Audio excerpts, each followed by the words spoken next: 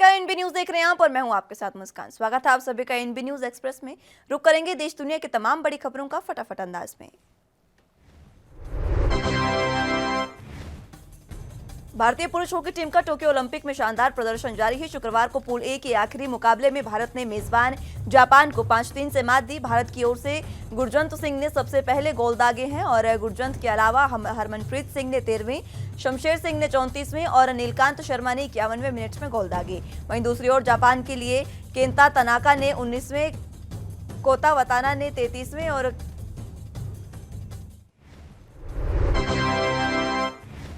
वहीं भारत पहले ही quarter final में अपनी जगह सुरक्षित कर चुका है, लेकिन जापान पर जीत से वो बड़े मनोबल के साथ अंतिम 8 के मुकाबले में उतरेगा। क्वार्टर फाइनल में भारत का सामना पूल बी में तीसरे स्थान पर रहने वाली टीम से होगा और भारत ने पूल चरण में जापान के अलावा न्यूजीलैंड, स्पेन और अर्जेंटीना को हराया है, लेकिन ऑस्ट्रेलिया से उसे हार का सामना करना पड़ा।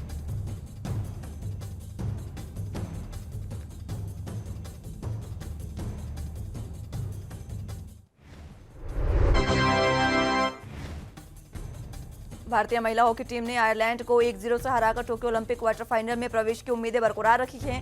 पहले 3 मैच में करारी हार के बाद आखिरी मिनटों में नवनीत कौर के गोल की मदद से ये जीत मिली है। नवनीत ने मैच का एकमात्र गोल 57वें मिनट में किया। इससे पहले भारत को मिले 14 पेनल्टी कॉर्नर बेकार गए हैं। भारत को 3 मैचों में दुनिया की नंबर 1 टीम नीदरलैंड ने 5-1 से, जर्मनी ने 2-0 और गत चैंपियन ब्रिटेन ने 4-1 से हराया। वहीं पुरुष हॉकी टीम और महिला हॉकी से मिली जीत के बाद पंजाब के खेल मंत्री राणा गुरमीत सिंह सोढ़ी ने बड़ा ऐलान किया है। गुरमीत सिंह सोढ़ी के अनुसार टोक्यो ओलंपिक में भाग लेने वाले पंजाब के हॉकी खिलाड़ियों को अब एक टीम के रूप में स्वर्ण पदक जीतने पर व्यक्तिगत रूप से 2.25 करोड़ रुपए मिलेंगे। इसके अलावा उन्होंने टोक्यो ओलंपिक में महिला और पुरुष हॉकी टीम को जीत के लिए बधाई दी।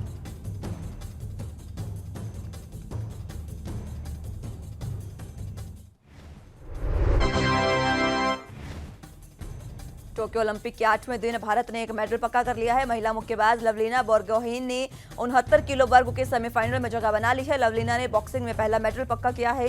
शटलर पीवी सिंधु ने भी कमाल का प्रदर्शन किया, वो सेमीफाइनल में पहुंच गई है। सिंधु ने मेडल जीतने में से एक कदम अभी वो दूर है। वहीं तीरंदाज दीपिका कुमारी महिला व्यक्तिगत का क्वार्टर फाइनल मुकाबला हारकर बाहर हो गई है।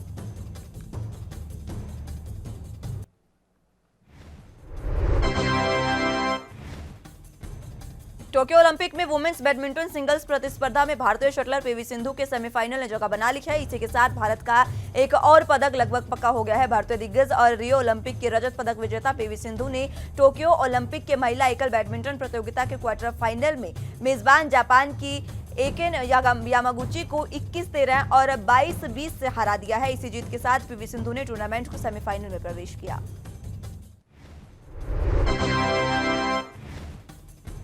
महिला मुक्केबाज लवलीना बोरगोहेन ने चीनी ताइपे की पूर्व विश्व चैंपियन नियेन चिनचैन को 4-1 से हराकर इतिहास रच दिया है। लवलीना ने 69 किलोग्राम भारत वर्ग के सेमीफाइनल में जगह बना ली है, जहां उनका सामना तुर्की की मौजूदा विश्व चैंपियन बुसेनाज सुरेमेनेली से होगा। जीत के बाद लवलीना ने कहा है कि दबाव हमेशा बना रहता है, मगर इस बार मैंने दबाव में नहीं खेलने की कोशिश की क्योंकि इससे प्रदर्शन पर असर पड़ता है। मुझे पता था कि पूरा देश मेरे लिए दुआएं कर रहा है, मुझे बस अपना सर्वश्रेष्ठ प्रदर्शन देना था। वहीं इसके साथ ही लवलीना ने कहा कि मैं मुक्केबाज मोहम्मद अली के नक्शे कदम पर चलती हूं और उन्हीं के फुटवर्क और लंबे पंच का अनुसरण करती हूं। मुक्केबाजी में कदम रखने के बाद मैंने केवल मैरी कॉम का ही नाम सुना है। उन्होंने बहुत संघर्ष किया और मैं उनसे प्रेरणा लेती हूं। लवलीना ने आगे कहा कि यहाँ केवल एक ही पदक है, वो है गोल्ड, और मेरा लक्ष्य भी वही है। मैं फिलहाल सेमीफाइनल की तैयारी कर रही हूँ। मैं अभी आप सभी को धन्यवाद नहीं कर सकती, फाइनल के बाद सबको धन्यवाद कहूंगी।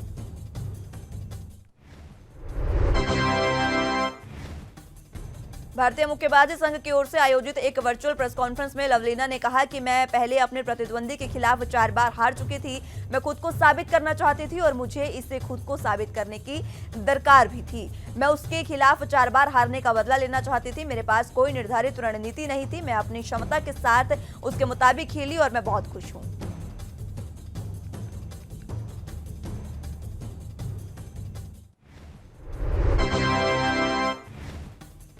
भारतीय महिला मुक्केबाज लवलीना के पदक पक्का करने पर खेल मंत्री अनुराग ठाकुर ने ट्वीट कर उन्हें बधाई दी है। उन्होंने कहा कि लवलीना सेमीफाइनल में पहुंच गई है। शानदार लवलीना बोरगोहेन सुबह उठते ही भारत के लिए कितनी शानदार खबर, हम आपको रिंग में देखने के लिए टीवी देखते रहे।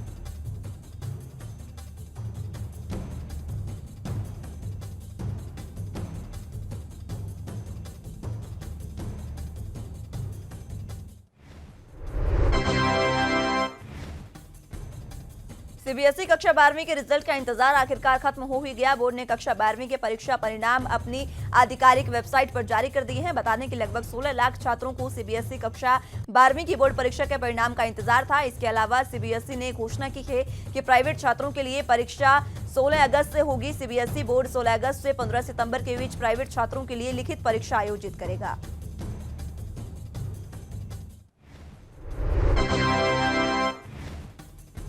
पंजाब स्कूल शिक्षा बोर्ड ने कक्षा 12वीं का परिणाम घोषित कर दिया है। इस साल पास प्रतिशत 96.48% है, जो कि पिछले वर्ष की तुलना में 3.71% अधिक रहा। परीक्षा में छात्राओं का उत्तीर्ण प्रतिशत 97.34% और छात्रों का 95.74% रहा है। 12वीं कक्षा के छात्र अपना परिणाम पीएसईबी की आधिकारिक वेबसाइट पर देख सकते हैं। बता दें कि इस साल पीएसईबी कक्षा 12वीं के लिए पंजीकृत 2,92,683 छात्रों के परीक्षा परिणाम घोषित किए गए हैं। राजस्थान बोर्ड 10वीं के रिजल्ट जारी हो गए हैं। बता दें कि राजस्थान बोर्ड में इस साल 10वीं में 12.14 लाख विद्यार्थी रजिस्टर हुए थे। माध्यमिक व्यावसायिक शिक्षा में 48,843, प्रवेशिका में 8,355 और वरिष्ठ उपाध्याय परीक्षा के लिए 3,823 परीक्षार्थी रजिस्टर हुए थे। देश भर में कोरोना महामारी के खतरों के चलते इस साल 10वीं और 12वीं दोनों कक्षाओं की परीक्षाएं राज्य में आयोजित नहीं हो सकी।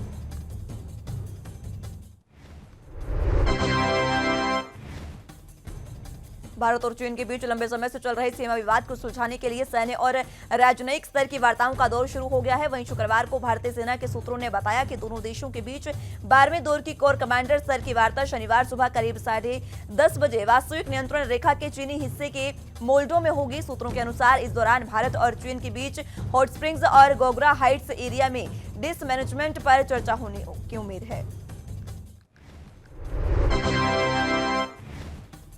जम्मू कश्मीर के बारामूला जिले में शुक्रवार को दोपहर के वक्त सीआरपीएफ की एक नाका पार्टी पर ग्रेनेड अटैक हुआ है। इस घटना में सीआरपीएफ के 3 जवानों के घायल होने की सूचना है। इसके अलावा एक स्थानीय नागरिक भी ग्रेनेड हमले में घायल हुआ है। वहीं इस वारदात के बाद सेना की ओर से आतंकियों की तलाश की जा रही है और घायलों का इलाज भी जारी है। वारदात के बाद मौके पर बड़ी संख्या में जवानों की तैनाती की गई।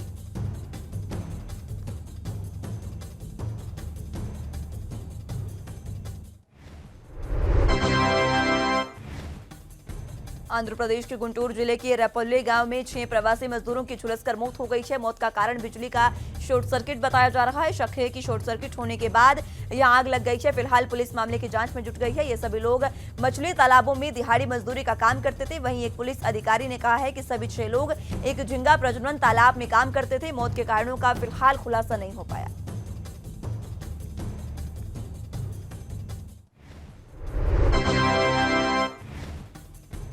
झारखंड के धनबाद में जज की संदिग्ध मौत पर सुप्रीम कोर्ट ने संज्ञान लिया है। मुख्य न्यायाधीश एनवी रमन और जस्टिस सूर्यकांत की बेंच ने मुख्य सचिव और डीजीपी से 1 हफ्ते की रिपोर्ट मांगी है और इसी के साथ उन्होंने कहा है कि देश भर में न्यायिक अधिकारियों पर हमले की कई घटनाएं हुई है। हम उनकी सुरक्षा के व्यापक विषय पर सुनवाई करेंगे। सुप्रीम कोर्ट ने यह भी कहा अपने आदेश में कहा है कि हाल ही में अदालत परिसर के अंदर और बाहर न्यायिक अधिकारियों और वकीलों पर हमले के कई मामले सामने आए हैं। ऐसे में न्यायिक अधिकारियों की सुरक्षा के मुद्दों पर विचार की जरूरत है।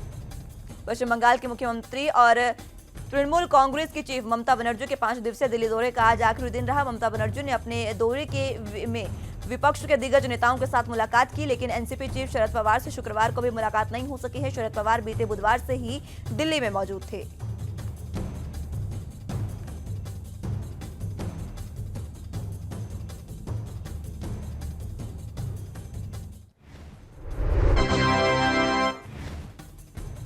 इस बीच टीएमसी सांसद अभिषेक बनर्जी के आवास से निकलने के बाद पश्चिम बंगाल की सीएम ममता बनर्जी ने कहा है कि मैं शरद पवार से बात की है। ये दौरा सफल रहा। हम राजनीतिक मकसद से मिले थे। लोकतंत्र बने रहना चाहिए। हमारा नारा है लोकतंत्र बचाओ देश बचाओ। हम किसानों के मुद्दे का भी समर्थन करते हैं। हम अब हर 2 महीने में यहाँ आते रहेंगे।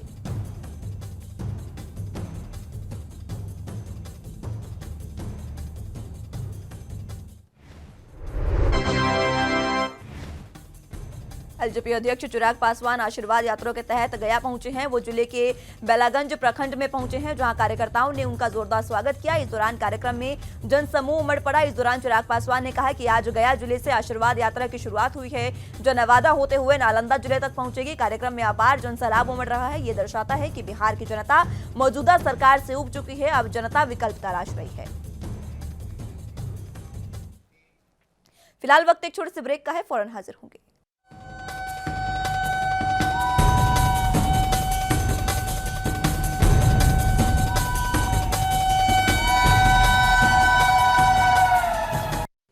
ब्रेक के बाद एएनबी न्यूज एक्सप्रेस में एक बार फिर से स्वागत है आप सभी का। रुक करते हैं देश दुनिया के तमाम बड़ी खबरों का फटाफट अंदाज में।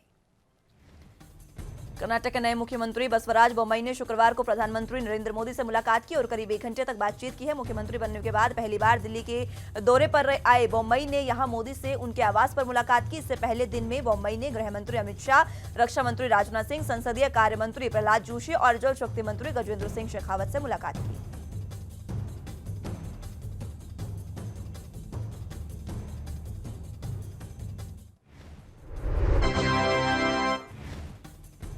हिमाचल के सीएम जयराम ठाकुर को खालिस्तानी संगठन की ओर से धमकी दी गई है। इस मामले पर सीएम जयराम ठाकुर ने कहा कि मैं जांच एजेंसी से इस बारे में बात करूंगा। जिस तरह से धमकी देने की बातें की गई है वो दुर्भाग्यपूर्ण है। हम ऐसी बातों की परवाह नहीं करते हैं और जहां भी तिरंगा झंडा फहराने का अवसर मिलेगा हम तिरंगा फहराएंगे।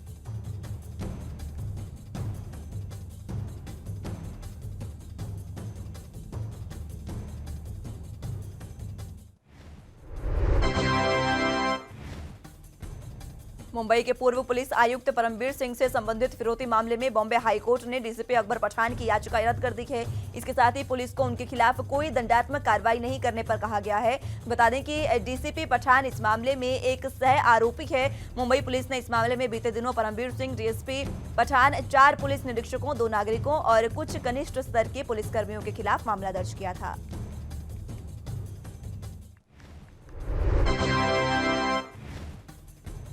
महाराष्ट्र के मुख्यमंत्री उद्धव ठाकरे ने जिले में बाढ़ग्रस्त इलाके का दौरा किया है। इत्तेफाकन महाराष्ट्र के नेता प्रतिपक्ष और पूर्व मुख्यमंत्री देवेंद्र फडणवीस भी कोल्हापुर के दौरे पर थे और बाढ़ पीड़ितों से मुलाकात कर रहे थे। इस दौरान सीएम उद्धव ठाकरे को जब इसकी जानकारी मिली तो उन्होंने शिवसेना सचिव मिलिंद नार्वेकर से कहा कि विरोधी पक्ष के नेता देवेंद्र फडणवीस से मुलाकात करना है। तो उसके बाद दोनों नेताओं की मुलाकात हुई और बाढ़ग्रस्त इलाके में हुए नुकसान के बारे में दोनों नेताओं ने चर्चा की।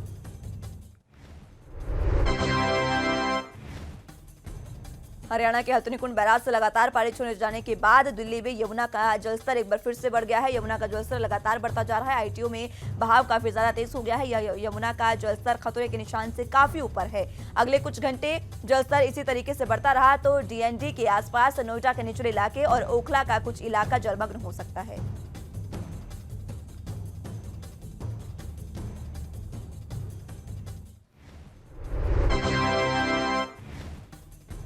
इजराइल ने कोरोना वायरस के बढ़ते मामलों को रोकने के लिए अब कोरोना वायरस की वैक्सीन की तीसरी खुराक यानी बूस्टर डोज देनी शुरू कर दी है। वैक्सीन की तीसरी डोज 60 साल से अधिक उम्र के नागरिकों को दी जाएगी।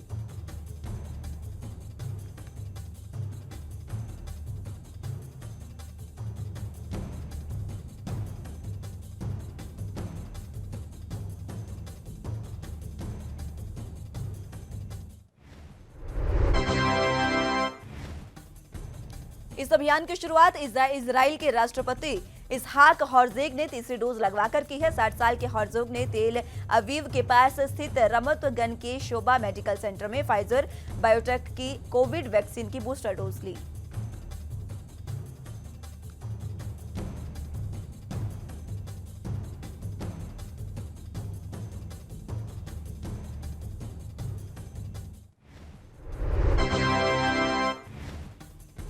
दक्षिणी तुर्की में जंगलों के अंदर भीषण आग लग गई है और ये अब शहरी इलाकों में पहुंच गई है। बताया जा रहा है कि 60 जगहों पर आग लगने की घटनाएं हुई है।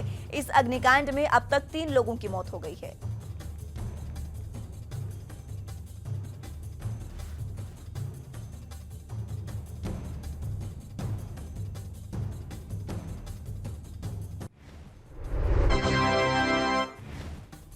तुर्की के अधिकारी अब रहस्यमय तरीके से आग लगने के कारणों की जांच कर रहे हैं। वहीं लेबनान में भी आग लगने की घटना हुई है जिससे एक बच्चे की मौत हो गई है।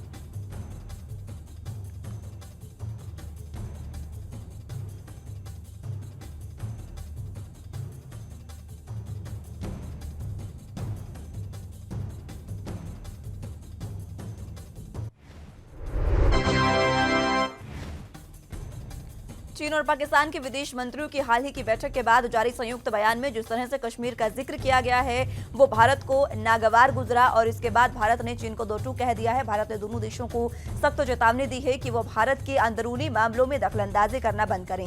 गैरकानूनी तरीके से कब्जा किए गए चीन की जमीन पर गलियारे को बनाना बंद करें। वक्त एक छोटे से ब्रेक का है, फौरन हाजिर होंगे।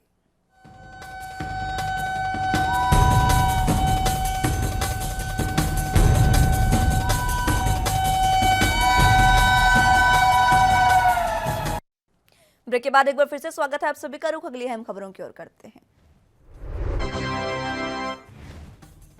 सोमवार को बीजिंग में पाकिस्तान के विदेश मंत्री शाह महमूद कुरैशी और चीन के विदेश मंत्री वांग यी के बीच ये बात हुई है। इस दौरान उन्होंने विदेश मंत्रालय के प्रवक्ता अरविंद बागची ने कहा है कि भारत हमेशा की तरह इन देशों के बयान में जम्मू और कश्मीर का जिक्र आने को सिरे से खारिज करता है।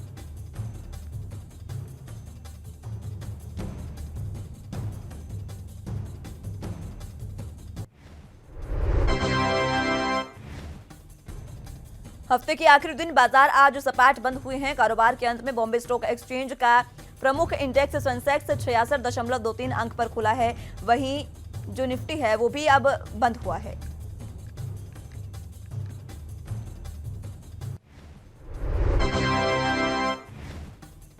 दिग्गज शेयरों में Sun Pharma, Tech Mahindra, Adani Ports, SBI और श्री सीमेंट के शेयर हरे निशान पर बंद हुए हैं। वहीं SBI, Bajaj Finserv, Bajaj Finance, Hindalco और यूपीएल के शेयर लाल निशान पर बंद हुए।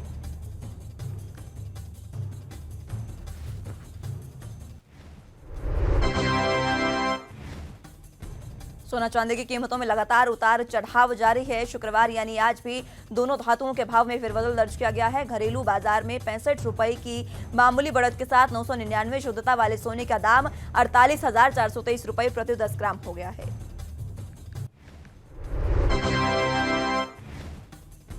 India Boolean and jewellers association के अनुसार चांदी की कीमतों में भी आज उछाल देखने को मिला है। 999 शुद्धता वाली चांदी का भाव 232 रुपए की बढ़त के साथ 68.113 रुपए प्रति किलोग्राम हो गया है।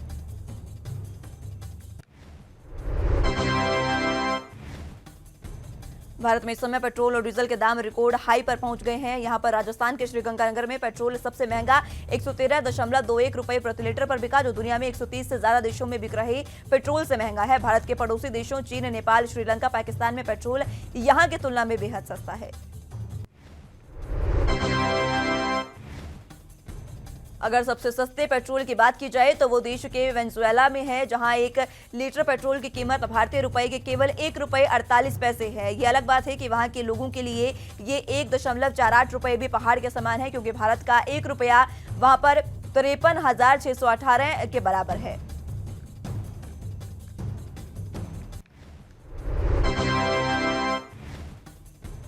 भारत के पड़ोसी देश में भी यहां से काफी सस्ता पेट्रोल बिक रहा है। इन देशों में नेपाल, श्रीलंका, पाकिस्तान देश आर्थिक रूप से कमजोर शहर है। बता दें कि पाकिस्तान में 54.40 रुपए प्रति लीटर पेट्रोल बिक रहा है। श्रीलंका में पेट्रोल की कीमत 68.69 रुपए, नेपाल में 80.03 और इसी के साथ चीन में 87.13 रुपए प्रति लीटर है।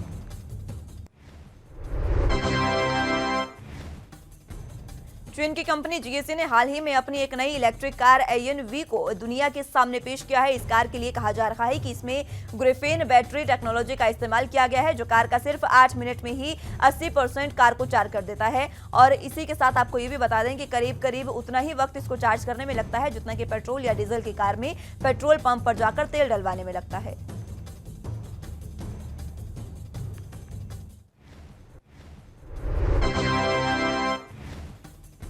जीएससी का कहना है कि उसके पास 3C और 6C वर्जन है, जो बैटरी को बेहद तेज रफ्तार से चार्ज करता है। कंपनी का दावा है कि 3C फास्ट चार्जर से कार सिर्फ 16 मिनट में ही 0 से 80% चार्ज हो जाती है, जबकि 30 से 80% तक चार्ज होने में उसे सिर्फ 10 मिनट का वक्त लगता है।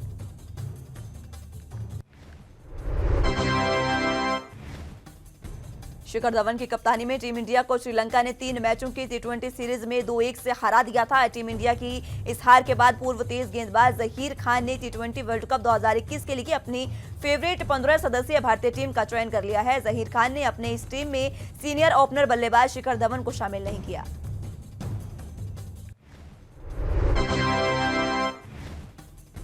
जहीर खान ने अपनी टीम में श्रीलंका दौरे पर अच्छा प्रदर्शन करने वाले मध्यक्रम के बल्लेबाज सूर्य कुमार यादव को जगह दी है, तो वहीं उन्होंने भारत में रहस्यमयी स्पिनर के तौर पर अपनी पहचान बनाने वाले वरुण चक्रवर्ती को टीम में शामिल किया।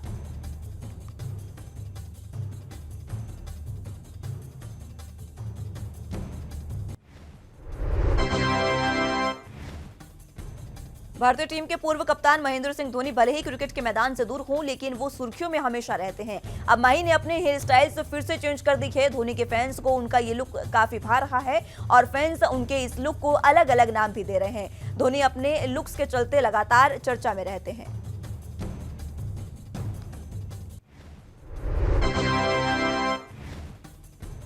भारतीय क्रिकेट टीम के पूर्व कप्तान महेंद्र सिंह धोनी की फैन फॉलोइंग की जबरदस्त है। अब हाल ही में महेंद्र ने एक बार फिर से अपना हेयर स्टाइल चेंज किया है। इतना ही नहीं, धोनी ने इस बार बियर्ड का लुक भी बदल दिया है। धोनी का यह नया हेयर स्टाइल आलिम खान ने दिया है, जो पॉपुलर हेयर स्टाइलिस्ट हैं।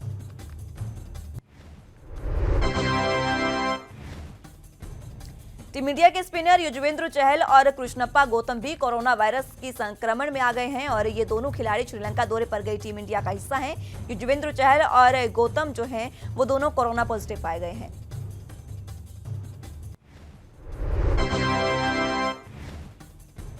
चहल और गौतम के अलावा हार्दिक पांड्या, सूर्यकांत यादव, पृथ्वी शॉ, मनीष पांडे और इसी के साथ ईशान किशन भी कृणाल के संपर्क में आए थे। हालांकि इनकी रिपोर्ट नेगेटिव आई थी। ये सभी खिलाड़ी श्रीलंका के खिलाफ दूसरे और तीसरे टी20 में टीम इंडिया का हिस्सा नहीं थे।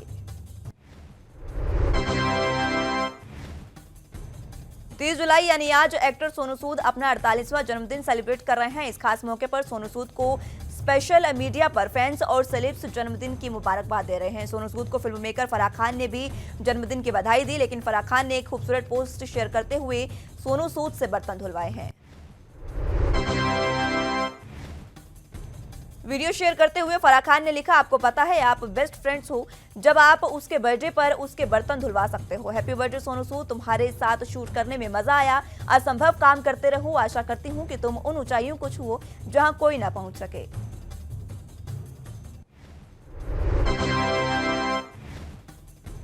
अमेरिकी अंतरिक्ष एजेंसी नासा ने सूर्य की सतह पर होने वाली घटनाओं का अद्भुत नजारा जारी किया है। नासा के इंस्टाग्राम अकाउंट पर शेयर किए गए इस वीडियो को पिछले 15 घंटे में 35 लाख से ज्यादा लोगों ने देखा।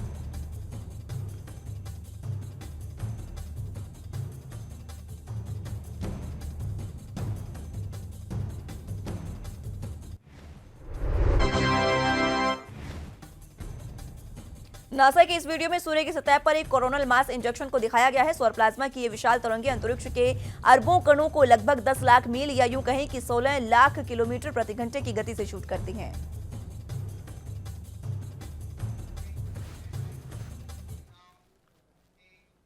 फिलहाल के लिए एनबी न्यूज एक्सप्रेस में बस इतना ही। आप जुड़े रहिए एनबी न्यूज के साथ। नमस्कार।